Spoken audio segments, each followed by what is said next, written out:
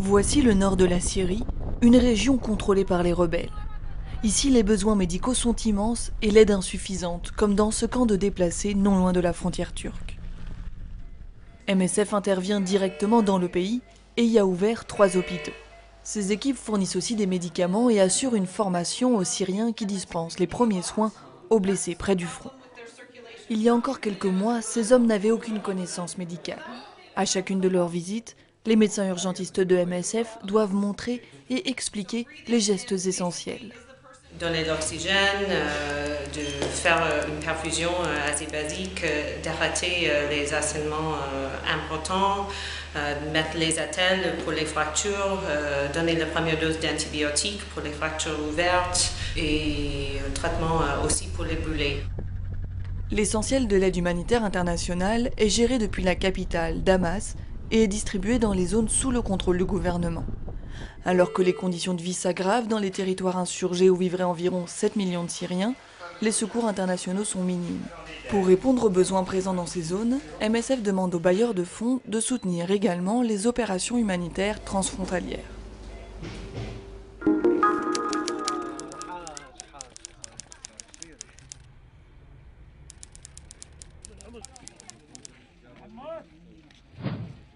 Nous sommes dans la plaine de la Bekaa, à l'ouest du Liban. L'hiver arrive et le froid saisit les réfugiés syriens qui vivent ici, sous des tentes ou dans des habitations précaires. Leurs conditions de vie sont fragiles, l'aide humanitaire insuffisante et leur santé en danger. Regardez, il y a de l'eau sur le sol. Il a plu cette nuit. Et ce matin, j'ai découvert toute cette eau. Je vis ici avec mon mari et ses parents. Et je suis enceinte d'1 mois. Ce n'est pas bon pour moi, ce froid. D'après les résultats d'une étude menée par MSF en mai 2012, plus de la moitié des réfugiés vivent dans des logements insalubres et n'ont pas accès aux soins dont ils ont besoin.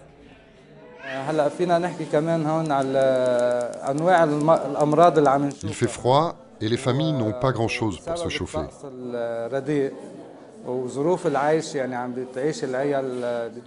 À cause de tout ça, nous prenons en charge principalement des infections des poumons et des voies respiratoires.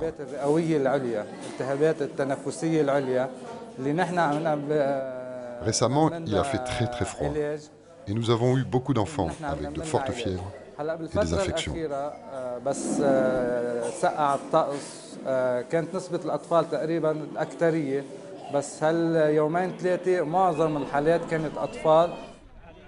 Les équipes MSF présentes à Tripoli et dans la plaine de la Bekaa tentent de faire face à tous ces besoins. Distribution de couverture, de fioul pour le chauffage et soins gratuits. Malgré tout, les structures sont régulièrement débordées et l'ONG augmente constamment sa présence sur le terrain.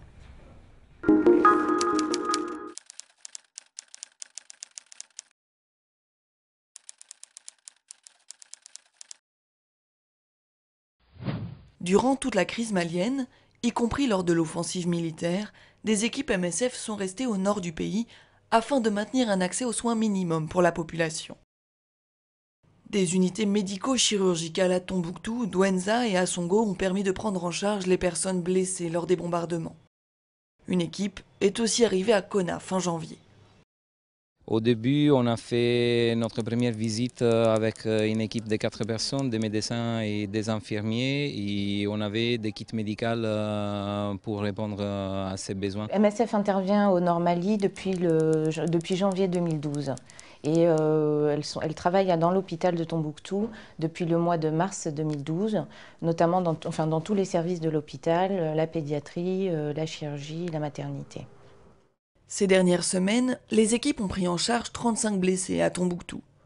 Par ailleurs, face aux déplacements causés par les violences, MSF intervient dans les camps de réfugiés en Mauritanie, au Niger et au Burkina Faso.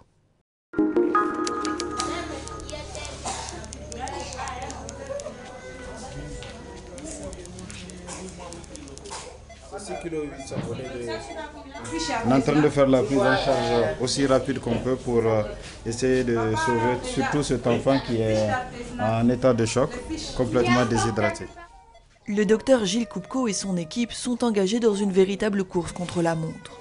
Depuis le début de l'épidémie de rougeole en octobre dernier, MSF prend en charge les malades dans les structures de santé qu'elle appuie, mais la population, souvent très isolée, arrive tard à l'hôpital.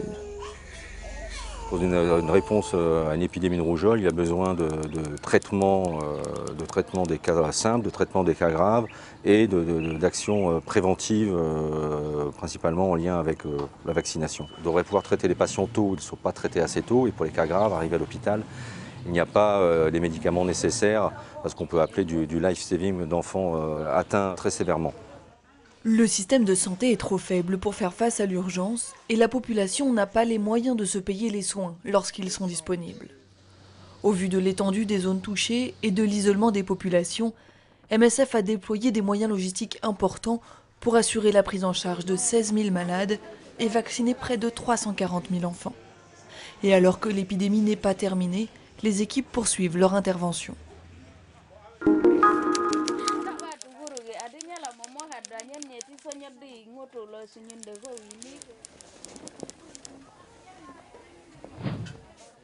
Chaque matin, pendant plus de 2 mois, le docteur Papi Banza s'est rendu dans l'hôpital de Kajokeji, non loin de la frontière avec l'Ouganda. Une équipe mobile de MSF chargée de lutter contre la maladie du sommeil était basée ici. Son rôle, dépister les cas et offrir aux malades un traitement de 10 jours. Mais le gros du travail de l'équipe se situe en réalité loin de l'hôpital, dans les villages isolés où les malades n'ont que peu accès aux soins. L'équipe a donc sillonné le comté, transportant avec elle un laboratoire portable de village en village. Un effort logistique important qui ne l'a pas empêché de tester 37 000 personnes. Une fois que vous avez dépisté la maladie, vous ne pouvez pas la traiter simplement avec quelques gélules. Cela signifie qu'il faut partir avec un médecin et une infirmière et mettre en place un hôpital temporaire où l'on pourra administrer les injections aux malades pendant 10 jours. Quand vous êtes dans des régions rurales très reculées, ce n'est pas particulièrement facile. Les équipes auraient besoin d'outils diagnostiques et thérapeutiques plus simples d'utilisation et plus efficaces pour éradiquer la maladie du sommeil. À Kajokeji, elle est désormais sous contrôle, mais il faut désormais mener ce combat dans le reste du pays. En collaboration avec les autorités, MSF poursuit donc son travail là où les besoins existent.